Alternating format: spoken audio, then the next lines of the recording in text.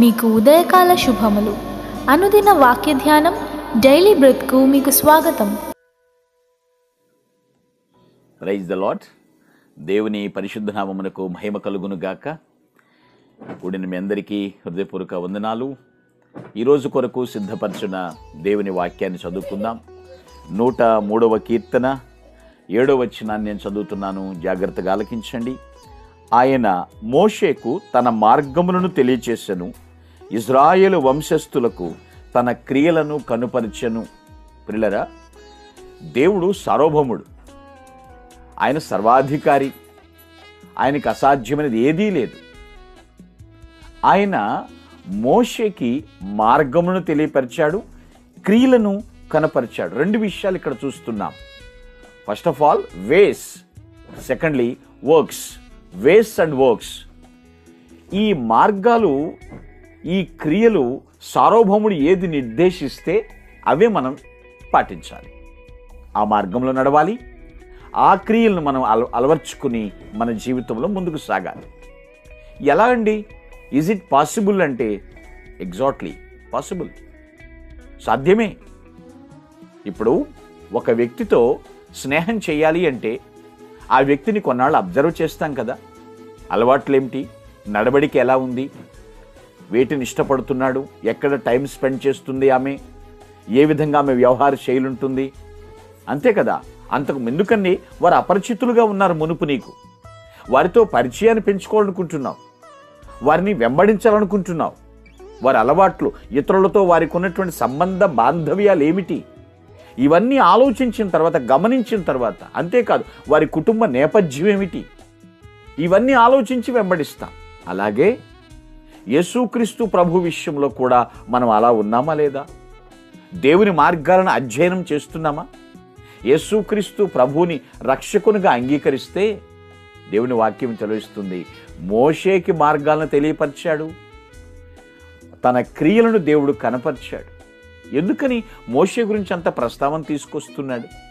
మోషే దేవునితో ముఖాముఖిగా మాట్లాడాడండి. ఎంత చొరవ, ఎంత చక్కని అన్యోన్య సహవాసము. సార్వభౌముడితో సామాన్యుడు సహవాసం అంటే మామూలు విషయమా అండి? ఈ మాటను మనం గ్రహిద్దామా?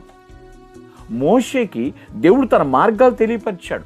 అదే ఇజ్రాయేల్ విషయంలో చూడండి. ఇజ్రాయేలులు ఆయన క్రియలు మాత్రమే తెలుసుకున్నారు కాబట్టి దేవుని అర్థం చేసుకోలేకపోయారు, నశించారు, రక్షణ పొందలేకపోయారు. ఆలోచన చేయండి.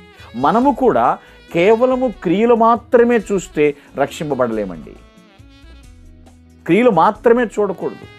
యేసుక్రీస్తు ప్రభు అంటే చాలామంది దృష్టిలో ఎలా ఉందంటే ఆస్తులు ఇచ్చేవాడు, ఆనందం ఇచ్చేవాడు అంతేనా, స్వస్థతలు ఇచ్చేవాడు అంతేనా? కాదు కదా. ముందుగా రక్షించేవాడు. రక్షణ లేకుండా ఏదీ లేదు కదా. దావీదుతో కూడా మాట్లాడాడు, మార్గాలను బయలుపరిచాడు. నా ఇష్టం వచ్చిన మార్గంలో వెళ్తాను అంటే అది మంచిదో లేదో చెక్ చేసుకోకుండా ఎలా వెళ్తావు? నా ఇష్టం వచ్చిన పనులు చేస్తాను. ఈరోజు ప్రభువు మనతో మాట్లాడుతున్నాడు. వేస్ అండ్ వర్క్స్, మార్గముల గురించి, క్రియల గురించి మాట్లాడుతున్నాడు. నీవు నేను ప్రార్థన చేస్తున్నప్పుడు, ప్రభువా ఏ మార్గంలో ప్రయాణించను, ఏ పని చేయమంటావు అని ప్రార్థన చేయాలి కదా. ఒకటేనండి, మనముగా ఆయనకి సబ్మిట్ చేసేసుకోవాలి. మనం ఆయనకు సమర్పించుకోవాలని కోరుతున్నాడు. ప్రతి విషయంలో ప్రభువుకి ప్రథమ స్థానం ఇవ్వాలి. ప్రతి విషయంలో మనం ఆయన చిత్తానికి లోబడాలని దేవుడు కోరుతున్నాడు. ఏమండోయ్, ద్విమనస్కులు కాకూడదండి. అంటే సందర్భాన్ని బట్టి మనసు మారిపోయే తత్వము దేవుని పిల్లలకు తగదు. ఆయన మనస్సే మన మనస్సు అయి ఉండాలి.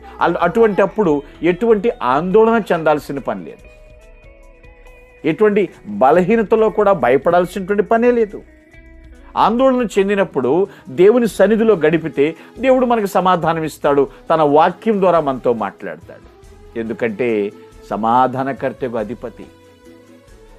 సార్వభౌముడితో సామాన్యుడు సహవాసం అంటే ఎంత అద్భుతమండి అది. ఆయన మార్గాలు, ఆయన క్రియలు ఎప్పటికప్పుడు మనం ఆకళింపు చేసుకోవాలి.